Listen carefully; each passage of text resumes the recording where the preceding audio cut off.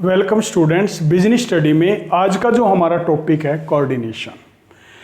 अब देखिए कोऑर्डिनेशन क्या है। कोऑर्डिनेशन है कि एम्प्लॉयर और एम्प्लॉइज के बीच स्वीट रिलेशंस, हार्मोनी रिलेशंस। तो इसमें क्या है, process through which harmony is establish among different activities of an organisation. जो भी ऑर्गेनाइजेशन की डिफरेंट एक्टिविटीज हैं उनके बीच स्वीट रिलेशंस क्रिएट करना, उनके बीच अच्छे संबंध स्थापित करना, उनके बीच एक हार्मोनी क्रिएट करना जो है वो कोऑर्डिनेशन है। जब तक हम उनके बीच स्वीट रिलेशंस क्रिएट नहीं करेंगे, अच्छे संबंध क्रिएट नहीं करेंगे, जब तक हम बिजनेस की किसी भी एक्टिविटी को सही रूप में अचीव नहीं कर पाएंगे।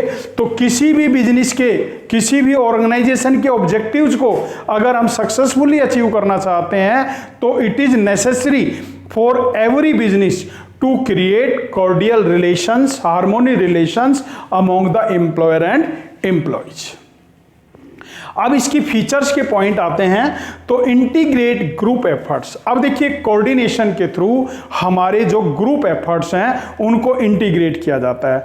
यानी जो कोऑर्डिनेशन है ना, एक ग्रुप में एप्लीकेबल होता है, एक इंडिविजुअल पर एप्लीकेबल नहीं होता। मान लीजिए केवल किसी भी बिजनेस में केवल एक ही व्यक्ति है तो उस पर कोऑर्डिनेशन की वो रिक्वायरमेंट नहीं है। कोऑर्डिनेशन एक ग्रुप जहां होता है वहां उसकी रिक्वायरमेंट होती है, वहां उस ग्रुप के बीच हमें उनके बीच हार्मोनी रिलेशन क्रिएट होते हैं। इसलिए एक ग्रुप एफर्ट्स जो होते हैं उनको इंटीग्रेट करता है। यूनिटी ऑफ एक्शन, जो भी कोऑर्डिनेशन है, create unity among the various activities of organisation. अब देखिए ऑर्गेनाइजेशन की जो वेरियस एक्टिविटीज हैं जैसे प्रोडक्शन है, परचेजिंग है, सेल्स का है, मार्केटिंग का है, फाइनेंस का है, जो भी वेरियस एक्टिविटीज हैं उनको एक्टिवेट करता है कोऑर्डिनेशन। उनमें एक एक्शन क्रिएट करता है कि किस प्रकार से आपने किसी भी वर्क को आगे बढ़ाना है। तो जो हमारा कोऑर्डिनेशन है वो यूनिटी ऑफ एक्शन, किसी भी एक्टिविटी को एक्शन में लाता है।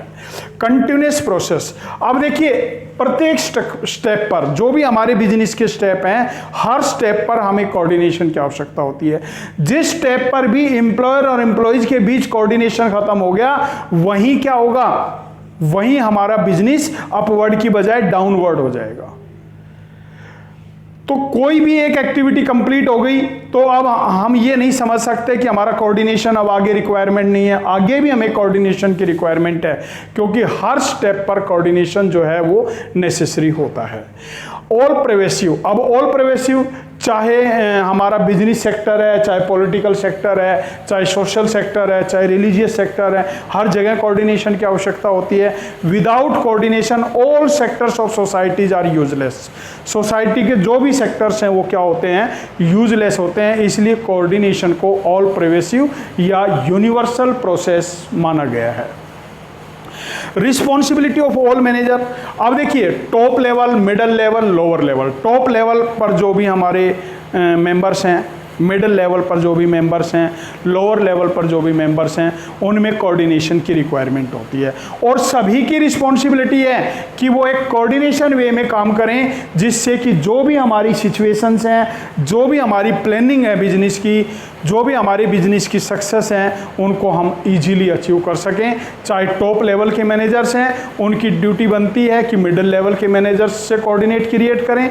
मिडिल लेवल की ड्यूटी बनती है कि लोअर लेवल के जो भी वर्कर्स हैं उनसे कोऑर्डिनेट क्रिएट करें कोऑर्डिनेशन, जिससे कि जो भी बिजनेस की एक्टिविटीज़ हैं उनको हम सक्सेसफुली अचीव कर सकें। Coordination is deliberate function. अब देखिए डेलिब्रेट फंक्शन क्या है, कोऑर्डिनेशन अपने आप में लागू नहीं होता, इसको लागू करना पड़ता है। ठीक है, तो ये क्या है, डेलिब्रेट फंक्शंस में आता है कि जो कोऑर्डिनेशन है वो एक ज़बरदस्ती क्रिएट करना होता है। जैसे इसके साथ एक वर्ड आता है कोऑपरेशन और कोऑर्डिनेशन। अब देखिए एक टीम जो है वो प्लेग्राउंड में है, उस टीम का जो कैप्टन है और उस टीम के जो प्लेयर हैं वो खेल रहे हैं। एक टीम के जो प्लेयर हैं और कैप्टन हैं उनमें अच्छा कोऑर्डिनेशन है। कैप्टन प्लेयर के साथ मिलकर और प्लेयर कैप्टन की बातों को मानते हुए उस गेम को खेल रहे हैं। और एक जो टीम है उसमें कैप्टन और जो उसके प्लेयर हैं उनके साथ कोऑर्डिनेशन नहीं है। तो इसमें क्या है कि जिस टीम में कैप्टन और प्लेयर के साथ अच्छा कोऑर्डिनेशन है वो टीम विनर होगी, जिसमें नहीं है वो टीम विनर नहीं होगी। तो कई बार क्या होता है, एक जो कैप्टन है और जो उसके प्लेयर हैं, प्लेयर ने सोच लिया कि कैप्टन को आगे नहीं बढ़ाना, तो वो क्या करेंगे, उस टीम को जीतने नहीं देंगे। इट मीन्स उस टीम में कोऑपरेशन नहीं है, कोऑर्डिनेशन भी नहीं है। और एक टीम में जहाँ कोऑपरेशन है, कोऑर्डिनेशन है, वहाँ क्या है कि उस टीम में जो प्लेयर है पूरी कैपेसिटी से उसको आगे बढ़ाते हैं और जो टीम है वो विनर की तरफ जाती है। तो जो कोऑपरेशन और कोऑर्डिनेशन है वो इसी में इन्वॉल्व होते हैं, और जो हमारा कोऑर्डिनेशन है वो डेलिबरेटली क्रिएट होता है, वो इटसेल्फ क्रिएट नहीं होता है। इसके बाद जो हमारा मैनेजमेंट है, एसेंस ऑफ मैनेजमेंट में कोऑर्डिनेशन किस प्रकार से एप्लीकेबल होता है। अब देखिए प्लानिंग, आपके द्वारा प्लानिंग बनाई गई। प्लानिंग क्या है, decide in present what we want to do in future. आपने प्लानिंग बनाई, लेकिन आपके बीच कोऑर्डिनेशन नहीं है बिजनेस में एम्प्लॉयर और एम्प्लॉयज के बीच, तो हम उस प्लानिंग को कभी भी सक्सेस नहीं बना सकते हैं। इसलिए प्लानिंग के साथ कोऑर्डिनेशन जरूरी है। अब प्लानिंग को इम्प्लीमेंट करने के लिए ऑर्गेनाइजेशन आ जाता है। अब हमें उस प्लानिंग को इम्प्लीमेंट करना है, इसमें डिवीजन ऑफ वर्क आता है, और जो वर्क का डिवीजन है वो according to ability of workers जो है वर्क को डिवाइड किया जाता है। तो वहाँ भी कोऑर्डिनेशन की रिक्वायरमेंट होती है। अगर एम्प्लॉयर और एम्प्लॉयज़ के बीच अच्छा कोऑर्डिनेशन है तो हम इसमें सक्सेसफुल हो जाते हैं, अदरवाइज हम इसमें सक्सेसफुल नहीं हो पाते हैं। स्टाफिंग, जो हमारे एम्प्लॉयज़ हैं, जो हमारे बिजनेस में काम कर रहे हैं एम्प्लॉयज़, उनके बीच कोऑर्डिनेशन होना ज़रूरी है। मान लीजिए उनके सेल्फ इंटरेस्ट जो है क्लैश कर जाते हैं, या एम्प्लॉयर और एम्प्लॉयज़ में डिस्प्यूट क्रिएट हो जाते हैं, तो वो बिज़नेस कभी सक्सेस नहीं हो सकता। तो स्टाफिंग फंक्शन में भी कोऑर्डिनेशन ज़रूरी होता है। अब डायरेक्शन में क्या आता है, एम्प्लॉयज़ को नई नई टेक्नोलॉजी के बारे में जानकारियाँ देना, उनको ट्रेनिंग प्रोवाइड करना।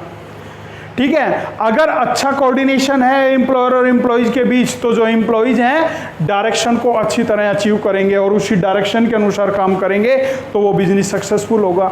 और यदि उनके बीच कोऑर्डिनेशन नहीं है तो क्या होगा कि जो एम्प्लॉयज़ हैं उन डायरेक्शन को अनसुना कर देंगे और बिजनेस कभी भी सक्सेस नहीं जा सकता है।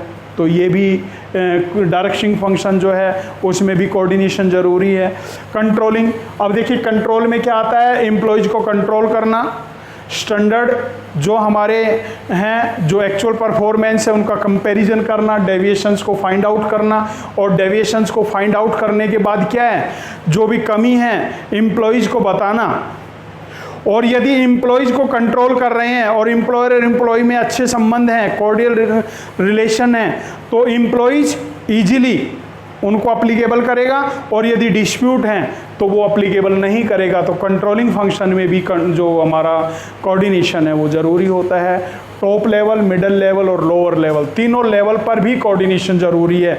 अगर कोऑर्डिनेशन नहीं है तो टॉप लेवल जो भी डायरेक्शन देगा मिडिल लेवल अनसुना करेगा, मिडिल मैन जो भी डायरेक्शन देगा लोअर लेवल अनसुना करेगा, लोअर लेवल के जो भी सजेशंस मिडिल लेवल को होंगे उन पर ध्यान मिडिल लेवल के द्वारा नहीं दिया जाएगा, मिडिल लेवल के जो भी सजेशंस टॉप लेवल के पास जाएंगे टॉप लेवल उन पर ध्यान नहीं देगा। किसकी वजह से, कोऑर्डिनेशन की वजह से। तो कोऑर्डिनेशन मैनेजमेंट के सभी फंक्शंस में सभी लेवल पर असेंस जरूरी होता है। इसके बाद आता है कोऑर्डिनेशन में इंपॉर्टेंस, साइज। अब देखिए हमारे बिजनेस का जो साइज है, अगर हमारे बिजनेस का साइज बड़ा है तो वहाँ ज़्यादा कोऑर्डिनेशन की रिक्वायरमेंट है, और बिजनेस का साइज छोटा है तो वहाँ कम कोऑर्डिनेशन की रिक्वायरमेंट है। अब आपका इसमें केस स्टडी क्वेश्चन आ सकता है। केस स्टडी क्वेश्चन क्या है कि मान लीजिए आपके स्कूल में 500 स्टूडेंट्स हैं, 20 टीचर हैं, एक प्रिंसिपल है। तो वो क्या है कि एक छोटे साइज में होने की वजह से एक उसको इजीली कंट्रोल किया जा सकता है और कोऑर्डिनेशन क्रिएट किया जा सकता है। मान लीजिए स्कूल में 500 बच्चे से बढ़कर 5000 बच्चे हो गए, 20 स्टाफ मेंबर से बढ़कर 200 स्टाफ मेंबर हो गए। ठीक है, तो वहाँ एक व्यक्ति जो है पूरे जो स्टाफ मेंबर्स हैं उनको कंट्रोल करने में सक्सेस नहीं हो पाता है। तो वहाँ क्या करना है, वहाँ हमें अलग अलग पार्ट बना देने हैं और वहाँ अलग अलग पार्ट बनाकर क्या करना है कि हमें उस एक्टिविटी को उनको हैंडओवर कर देना है।